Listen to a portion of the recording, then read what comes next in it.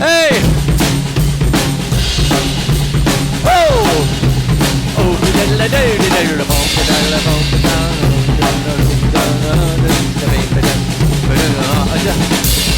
Hello! My name is Quinlan and welcome to Melbourne Musos Live. Hey! Where's my shillelagh? Hey! Ho, ho, ho, ho. Tonight, I'd like to take you through a little thing called a rolling shuffle. Now, what a rolling shuffle is,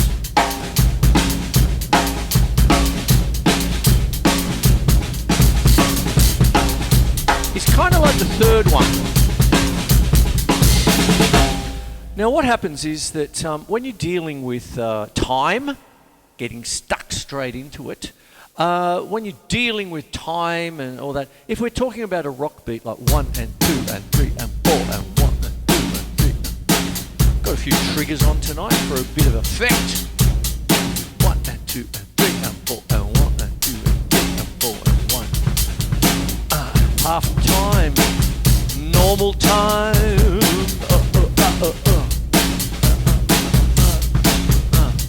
Cut time.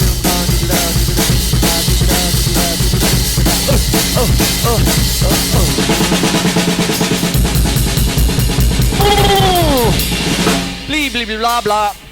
There you go. You've got sort of kind of like 4 speeds. Hello! Sound effect. And when you're dealing with like triplets, or if you're going to go down the Celtic track, it's more 6/8, which I'll explain. I've explained it many times. I'll explain it very quickly, but it's not the subject. It's just what it's based on.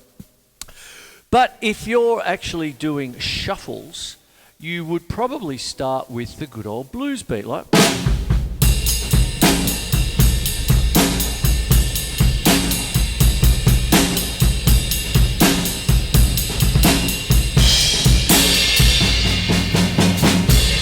So on it goes, you see. And then as you pick up the speed, it would turn into a shuffle.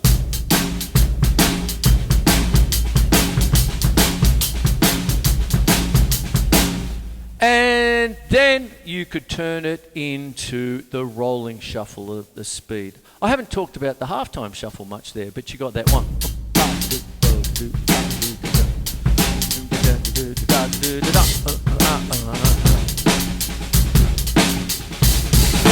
So on, you see. But then when you're getting a little bit quicker and you want to get the shuffle, you know, like you've got a normal shuffle, like 1 to 2 to 3 to 4, 1 to 2 to 3 to 4, and you want to build it up. A lot of people just go to a cut time.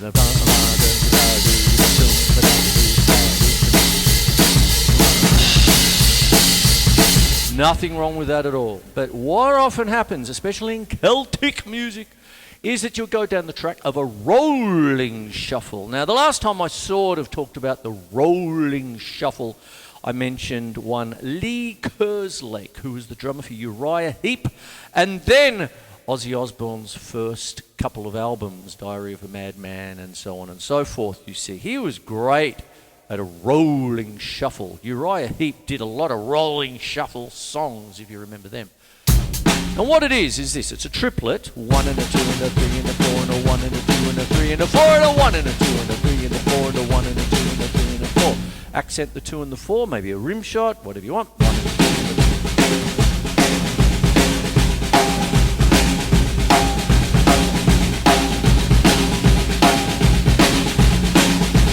3. Right hand on hi-hat. This time I'm playing to win.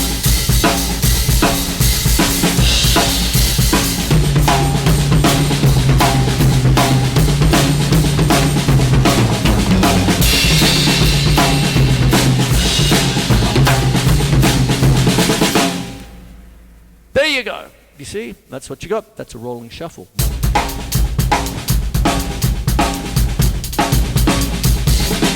Now let me talk about a couple of things that make a rolling shuffle what it is. First up, ghost notes. You see, what happens is when you're just playing, say, triplets, let's say, 1 and a 2 and a 3 and a 4.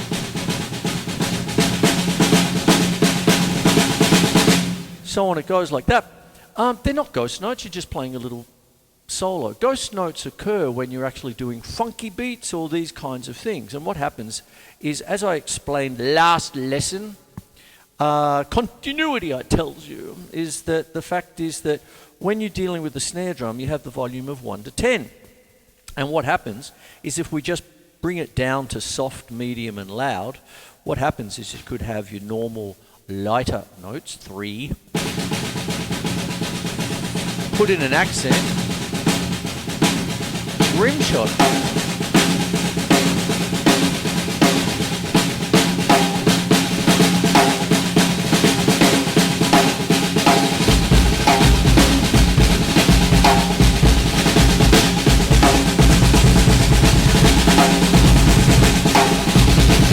And I could go on forever. But when you go to the hi-hat or a cymbal of any nature, those little light ones can then be termed ghost notes because you're barely playing them, right?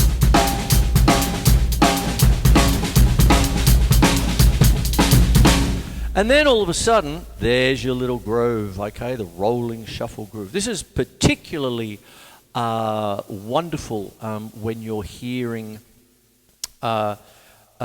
Irish rock bands, with all due respect, I think is one album by the New Dubliners or the Young Dubliners, and they would rock up all the Irish classics, the Celtic classics, you see.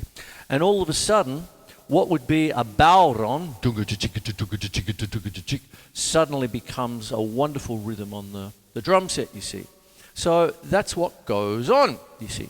So what happens is with a rolling shuffle, let's work on it a bit and a couple of technical bits and a couple of rudimentary bits. Now that's, if you want to call it a triplet, 1 and a 2 and a 3 and a 4 and a 1 and a 2 and a 3 and a 4 and a 1 and a 2 and a 3 and a 4 and a 1 and a 2 and a 3 and a 2 and 3 and a 4 and a 1 and a 2 and a 3 and a 4. But when you're dealing with an Irish jig, it's more in a 6/8.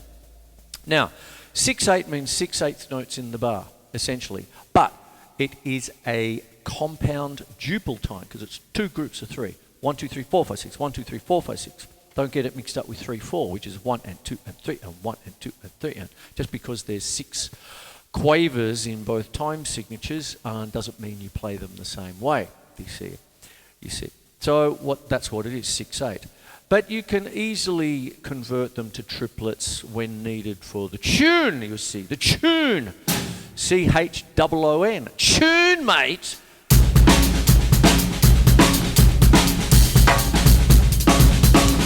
Then you can do little things like, think about what you hear in a march, like you might have.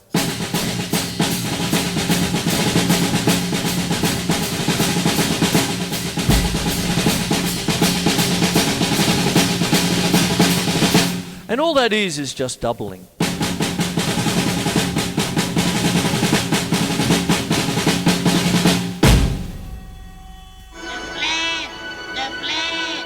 The plane, boss, the plane!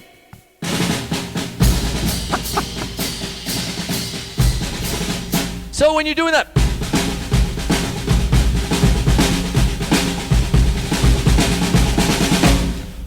some of the masters of the bowron, okay, and you have the tipper, which looks like a pen kind of thing, all different types, and you see the wizards at it like. And if I was to try and emulate that a little bit, I might go to mallets for a second. I'll come back, but if I take the snares off.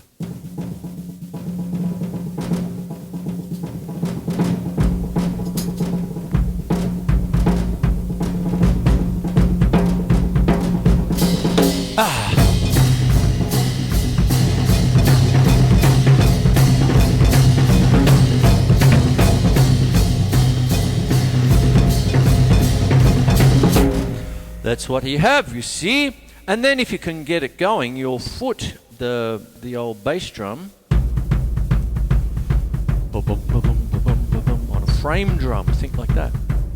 That's why I got the patch the way that I have it. One of those large reeks.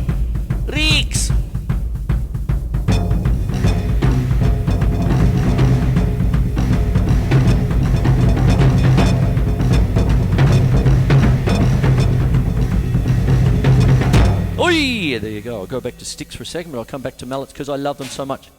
Oi! Yep. There's your rolling shuffle. Then the double taps. So you could have 1 and a 2 and a 1 and a 2 and a 1 and a 2 and a 1 and a 2 and a. Notice I said 2 4 then. 1 and a 2 and a. Could just as easily be 1 2 3 4 5 6. 1 2 3 4 5 6. Ooh. There it is. And then when you split it up like this,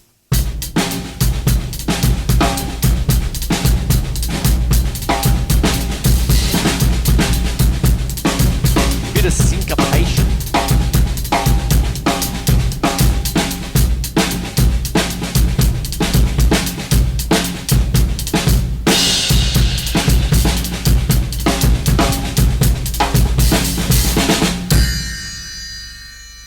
There it is, you see. How about if I put it on the toms and create a little bit of a melody sort of thing, the first person. All of that Kosciuszko, Darwin back to Alice Springs. Oh, the beloved Rob Hurst. There you go. But if I go rolling shuffle.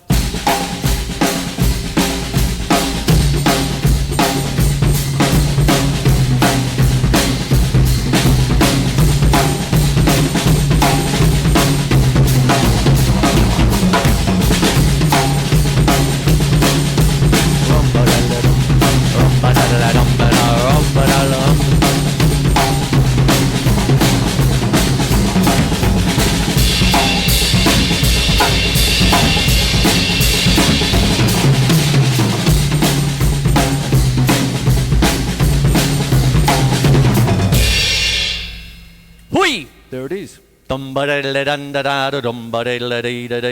McGuinness? Oi! There you go. So this is the rolling shuffle. I'm zeroing in on that a little bit tonight. Now, when we're going back to the snare drum and doing things like this,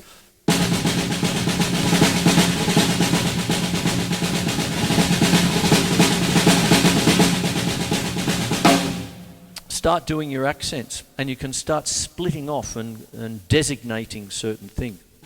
A man's guts to know his limitations. Why not just keep a rim shot with the left hand on 2 and 4? So 1 and a 2 and a 3 and a 4 and a 1 and a 2 and a 3 and a 4. Now in this context, they're not ghost notes.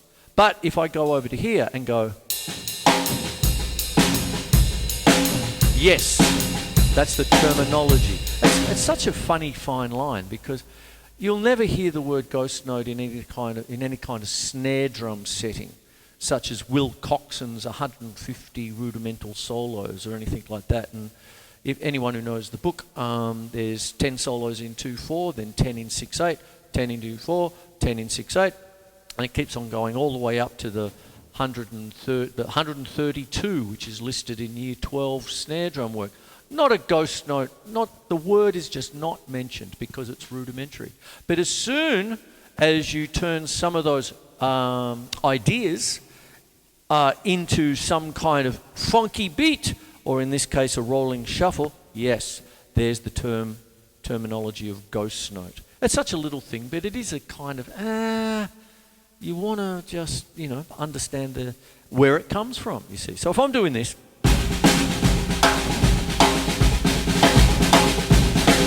only my left hand will be doing rim shots, and my right hand will be doing singles and maybe a few doubles.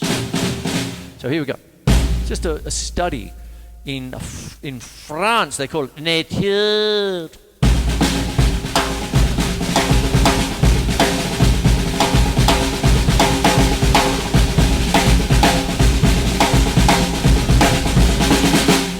All rim shots on the left-hand side.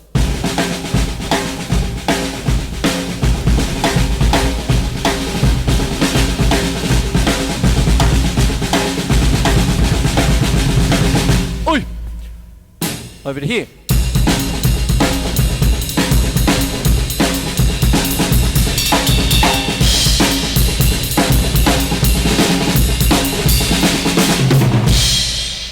Something like that, you see.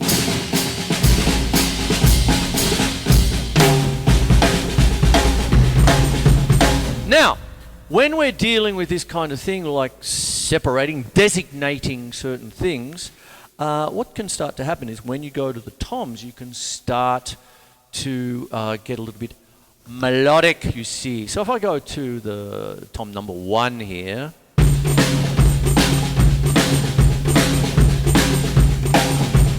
tom 2, keeping it basic, back to 1,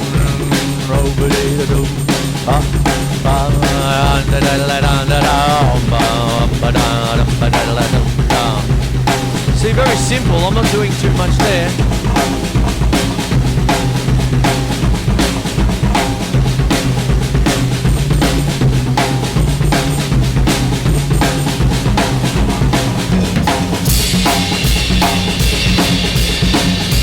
Heating it up a little bit with using the ride like a bit of a crash.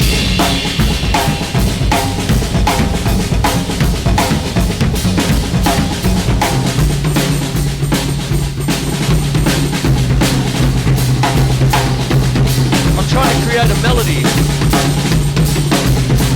Am I winning?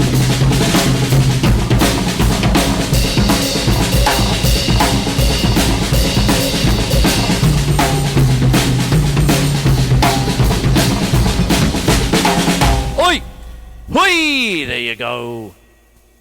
The plane, boss, the plane. Sorry, I think it's... Ah, it's that one. The plane. Sorry. Oh, I'll put it up later on as an inset. What I'm rabbiting on about. So what I've got here now is a little bit of a treatise on the rolling shuffle, you see. Okay. Now, once again, I'm going to go back to mallets. And every time I do the mallets, it's almost automatic. I take the snares off. It's just one of those things. So, if I've got...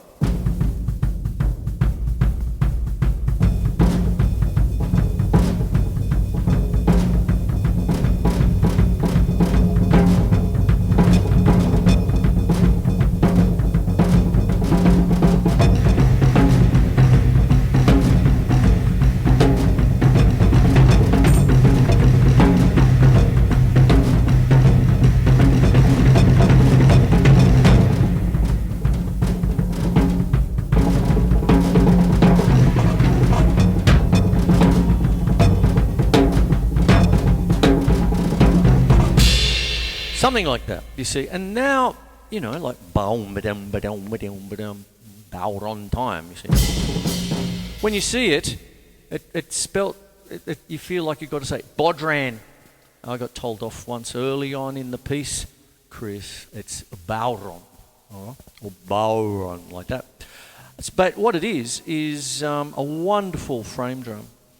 In different countries, you could call a similar frame drum a rik, R-I-K, and beautiful big sound. Some of them get big, those ones. But a bowron with the tipper, wonderful. Notice here, I'm doing a double paradiddle, you see. Now, a normal double paradiddle is usually 1 and 2 and 3 and 1 and 2 and 3 and put it here, 1 and 2 and 3 and 1 and 2 and 3 and... But you frame it into triplets or 6/8. 1 and a 2 and a 3 and a 4 and a 1 and a 2 and a 3 and a 4 and a 1. Get it? Got it? Good. 1 and 2.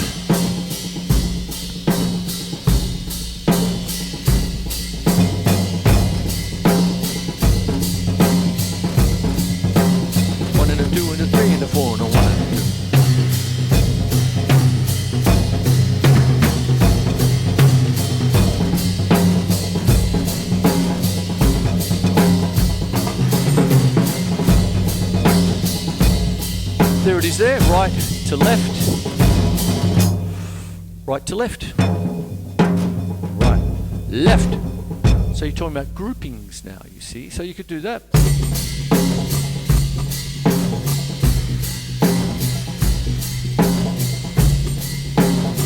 Not playing that hard, just getting the tone out from the toms. Splashing the hat for a bit of air.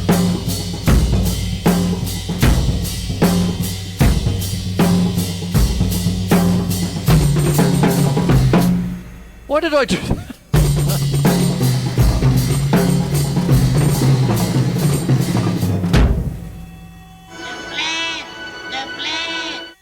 So I'm going to start thinking about wrapping this show up. There it is there. So you've got that kind of thing. That's kind of a reminiscent of the good old halftime shuffle.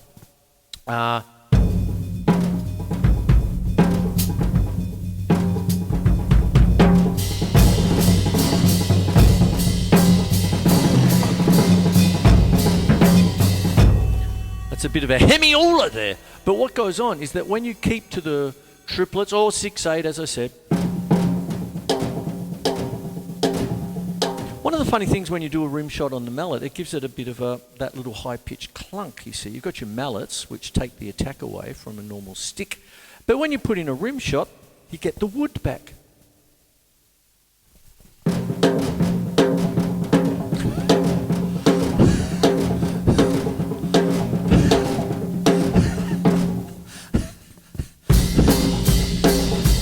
Leave it be, Chris, leave it be.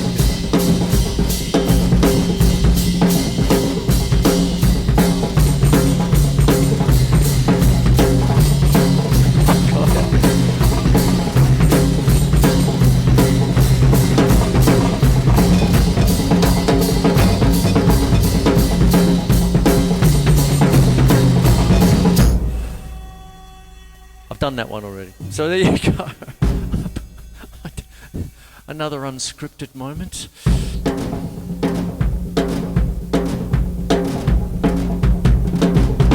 So, in wrapping up the show, what I've done is I've used the mallets for this. I'm going back to sticks. And what can start to happen is that you've got your different layers on the snare drum. Hi-hat.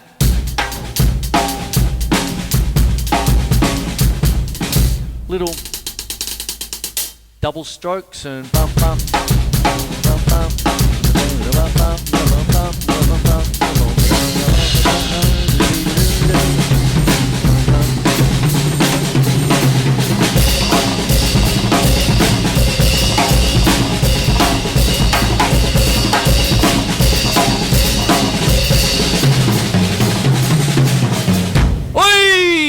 I hope you enjoyed the show tonight. Oi-ho! Hey, so what it is, rolling shuffle. Oi,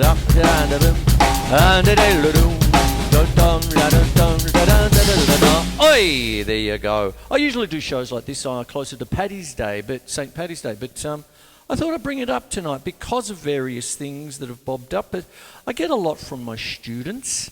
And I've been doing the rolling shuffle a little bit this week, and everyone seems to love them. They go, oh, I'll do this, that kind of thing. It's lots of fun. And it's just rollicking rhythm. I love it very much. Oh, ho, ho, ho, ho, ho.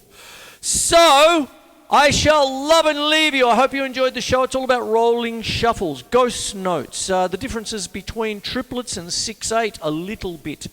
I did the mallets. I made mentions of the bowron and sort of emulated that with mallets on the toms a little bit there. And the triggers are a little bit on the... You've got a little bit of the frame drum kind of business. And with that, I'm off to have a nice glass...